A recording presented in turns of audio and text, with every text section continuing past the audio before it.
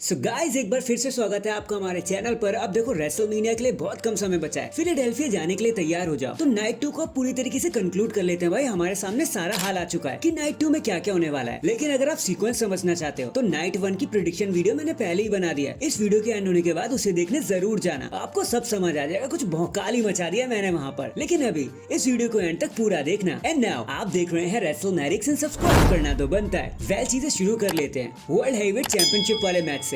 Seth Rollins versus Drew McIntyre. देखो मुझे लगता है कि ये मैच ना नाइट को ओपन करने वाला है। ऐसी न्यूज हमारे सामने भी आई थी। अब बात कर लेते हैं विनर की। तो भाई देखो Seth Rollins versus Drew McIntyre हम भर भर के देख चुके हैं, चाहे लाइव इवेंट हो, चाहे मंडे नाइट रॉ, चाहे पेपर व्यू ही क्यों ना हो। बहुत बार देख लिया हमने ये वाला मैच। तो कुछ स्पेशल तो होने नहीं वाला। अब इसमें दो ही लोग की फैक्टर प्ले कर सकते हैं। एक तो हमारे सीएम पंक जो कमेंटेटर बन के वहाँ आएंगे, और दूसरा डेमियन प्रीस्ट अगर उन्होंने कैश इन कर लिया तो। लेकिन अगर दोनों चीजें नहीं होती या फिर हो भी जाती हैं, फिर भी 100% विनर और मैं ड्रू मैकिंटायर के साथ ही रहूंगा कि वो नए चैंपियन बनकर ही हमारे सामने आएंगे। और ऐसा होना जरूरी भी है मेरे भाई। लास्ट टाइम जब वो रेसलमेनिया 36 में जीते थे तो उन्हें किसी ने भी नहीं देखा था, और अगर अभी भी वो नहीं जीत पाए ना तो वो कभी भी नहीं जीत पाएंगे। तो मेरी प्रिडिक्शन ड्रू मैकिंटायर के साथ ही रहेगी कि हमें नया वर्ल्ड चैंपियन देखने को मिलने वाला है। इसके बाद बात कर लेते हैं एक ट्रिपल थ्रेट मैच के बारे में जो होने वाला है यूनाइटेड स्टेट्स चैंपियनशिप के लिए। लोगन पॉल अपनी चैंपियनशिप को डिफेंड करेंगे against रेंडी Orton and Kevin Owens. अब भाई मैं यहाँ पे ज्यादा कुछ भी स्ट्रेच नहीं करूंगा। देखो हम पहले से ही जानते हैं कि ट्रिपल थ्रेट मैच कैसे होते हैं। अगर आपने लास्ट ईयर का ट्रिपल थ्रेट मैच देखा हो तो यहाँ भी कुछ वैसा ही होगा।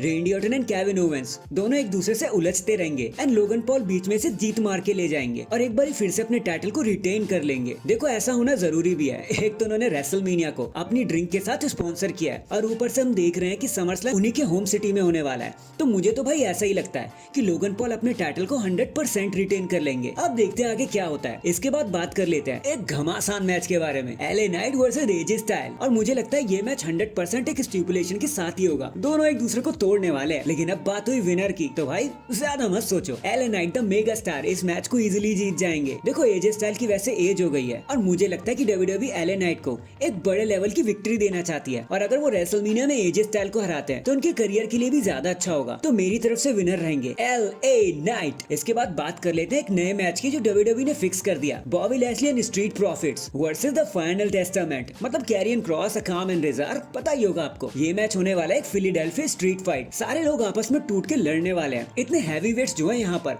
आपको लगता है इन्हें कोई संभाल पाएगा? तो ये ऑल आउट ब्रॉल करने वाले हैं। और रही बात विनर की, तो भाई यहाँ मैं carrion cross, Akka and razor के साथ ही जाना चाहूंगा। अगर भाई बॉडी बिल्डिंग की बात कर ली जाए तो बॉबी लैशली की टीम से भी ये ज्यादा स्ट्रॉन्ग लग रहे हैं। बॉबी लैशली की टीम में तो सिर्फ बॉबी लैशली है, लेकिन यहाँ तो एओपी, कैरियन क्रॉस, इन्होंने तो धमाका मचा के रखा है भाई। तो मेरी प्रिडिक्शन इन्हीं के लिए रहेगी कि कैसे भी करके Akam, Rezar and Karrion Kross victory को जीतने में कामयाब हो जाएंगे। सब कुछ लेकर चले जाएंगे और बता देंगे कि भाई हमसे बेहतरीन कोई नहीं होने वाला। एंड नाउ अब बात कर लेते हैं सेकंड लास्ट मेन इवेंट की, जो होने वाला है वुमेन्स चैंपियनशिप के लिए, जहां इयो स्काई अपनी चैंपियनशिप को डिफेंड करेंगी अगेंस्ट बेली। और यहाँ पर मैं आपको सीधा सीधा बता दूं, ये साल तो बेली का साल है। उन्होंने रॉयल रंबल इसीलिए जीता था ताकि वो इयो स्काई से चैंपियनशिप ले सके। इसके पीछे दो रीजन है। पहले तो ये कि बेली डैमेज कंट्रोल से अलग हो गई है, डब्ल्यूडब्ल्यूई उन्हें एक अलग कैरेक्टर देना चाहती है, एंड इयो स्काई के चैंपियनशिप रेन में कोई इंटरेस्टेड हो भी नहीं रहा था, इसलिए डब्ल्यूडब्ल्यूई एक नया चैंपियन ढूंढ रही होगी। और बेली से अच्छा नाम आपको मिल भी नहीं सकता। और रही बात डैमेज कंट्रोल की, तो अब तो भाई उनके पीछे Jade Cargill, Naomi and Bianca Belair लग गए हैं। उनका कोई हिसाब नहीं है डैमेज कंट्रोल का कि वो आके बेली के मैच में उंगली कर जाए। तो मेरी तरफ से 100% विनर होने वाली है हमारी प्यारी बेली, वो नई चैंपियन बन जाएंगी। एंड फाइनली बात कर लेते हैं उस हैवी मेन इवेंट के बारे में जिसके बारे में आजकल पूरी दुनिया ही बात कर रही है, the undisputed WWE heavyweight championship. Roman Reigns जहां अपने टाइटल को डिफेंड करेंगे